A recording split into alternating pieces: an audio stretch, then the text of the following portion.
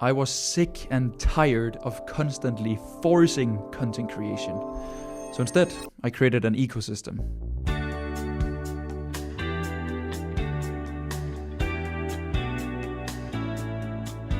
And I've battle tested it now for the last year, and I can confidently say it changed my life. So now I don't force content creation. It just happens naturally as a byproduct of me helping my clients.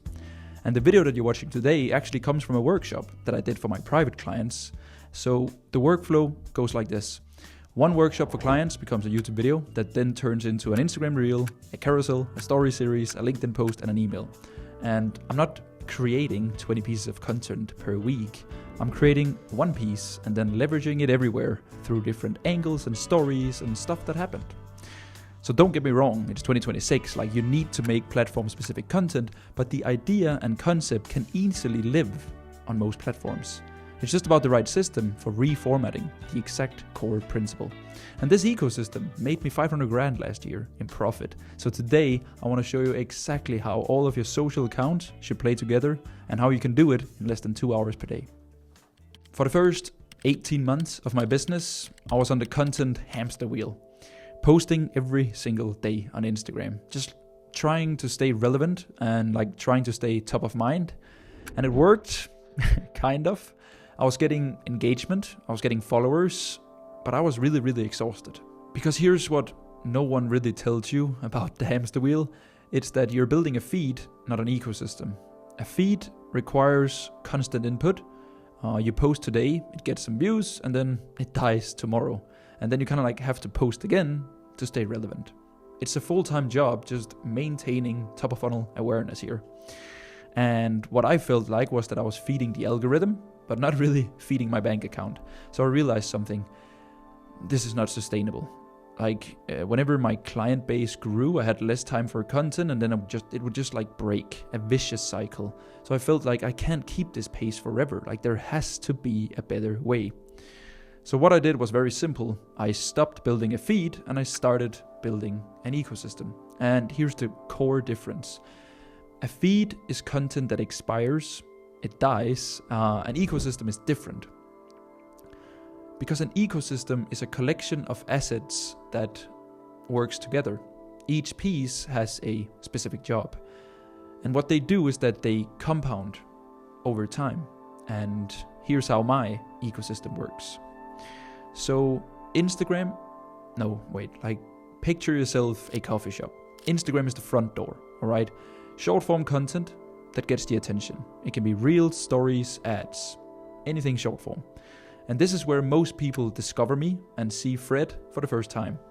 But I'm not trying to sell here. I'm just trying to get them curious enough to go deeper into the shop. So YouTube, for me, is the actual coffee shop. This is where people spend time with me. They watch my mechanism video, they watch my case studies, and they learn about my philosophy and journey. So typically these people binge 3 to 4 videos, and by the time they're done, they're not strangers to my universe anymore. Hopefully, they understand the idea, and then there's no way back, because I'm the only guy in this world who runs a digital coffee shop. Then the counter, the checkout, my offer doc. When they're ready, people will click the link in my bio, and it basically sends people to an email list where they will get the menu card. It's my offer document. It explains the different ways of working with me, the process, and of course, the pricing. They either buy or they don't, which is fine because I live by this principle, and it's that I don't want to sell my consulting. I want people to buy my consulting, and there's a very big difference. So as you can see, no sales calls are needed in this ecosystem. Of course, you can add them if you want. It's your business, god damn it. But this ecosystem works 24/7. While I'm sleeping, someone is discovering me on Instagram. While I'm walking my dog, Bertha, someone might be watching my YouTube videos. And I can even be on client calls, and someone might be reading through my doc and maybe buying something. And in the last 12 months, people literally watched my YouTube channel for 8,600 hours. If you divide it out, it's 23 hours a day where videos are nurturing potential clients without me doing anything. So here's what you should do. Stop building a feed and start building an ecosystem. And an ecosystem in my world has 3 layers. So you need attention, which is Instagram, LinkedIn, Twitter, basically just a short form platform with a DM function. Then you need nurturing. I use long form content. It can be YouTube or podcast. And whenever you have the short form and the long form in place, you need conversion. It can be a landing page, application, sales calls, whatever. Each layer has a specific job, and they work together to turn strangers into buyers. Now, the ecosystem itself. It always starts with the content creation process. And here's where most people get this wrong, because 99% of people that I talk to, they sit down to make content. They stare at a blank screen. They scroll through other people's content looking for inspiration, and they try to come up with a viral hook. And then they wonder, why is it so hard? Why do they feel like they have this writer's block? And why do every video feels forced? And I understand this because I used to do it. I would block out 3 hours for content. I would sit down with my coffee. I would put on my favorite tunes. I would open up the blank doc, ready for my 3 hours of peace here. And I would just stare at it. So Fred, what should I talk about today? So I would start the 3 hours with, again, scrolling through my feed for ideas. I would see what my competitors and what other coaches were posting, what is performing for them. And then I would take their videos and then I would put my own spin to it. And then after 3 hours of grinding and looking for inspiration, I would maybe walk away with one decent script, and I wasn't even excited about it. Because I was forcing it. I didn't have anything to say. I was just trying to fill space, trying to stay consistent, trying to feed the algorithm just for the sake of doing it. And the content showed it. It was generic, it was boring, and it sounded like every other coach on the planet Earth. Because I was starting my process with the wrong question. What should I post today? Instead of, what have I learned that is worth sharing? So now, I don't sit down to make content. I sit down because I have something that works, something that I've used, or something my clients have done to generate results. It can be a mechanism, a offer structure, a specific insight, or just something that changed anything for the better. Because when the solution is proven, you get an urge to share it. You want others to experience the same joy of a problem solved. That's probably why you became a coach or consultant in the first place. Am I right? And that conviction eliminates writer's block. You don't stare at the cursor wondering what to say. You try to type fast enough to keep up with your brain. Because, for example, yesterday, when I wrote this video, I set a timer, 71 minutes. That's what it took to go from blank screen to this 2,100 word script. And don't get me wrong, speed isn't the goal. It's just a byproduct of having what I like to call a big idea. If you have to force the script, you don't usually have a big idea yet, you just have a topic. But when you write from experience and market feedback and data and actual learnings, the video practically writes itself. So here's how you can implement this. Challenge yourself and then stop trying to make content and just start documenting what's working for you or for clients. Like, what did you learn this week that changed something for the better? Did you discover a new mechanism? Or did you make a mistake that you might have learned from? And that, my friend, that is now your content. And you don't need to be creative, you don't need to viral hack or competitor research, blah, blah, blah. It helps, obviously, but you just need to be honest about what's working.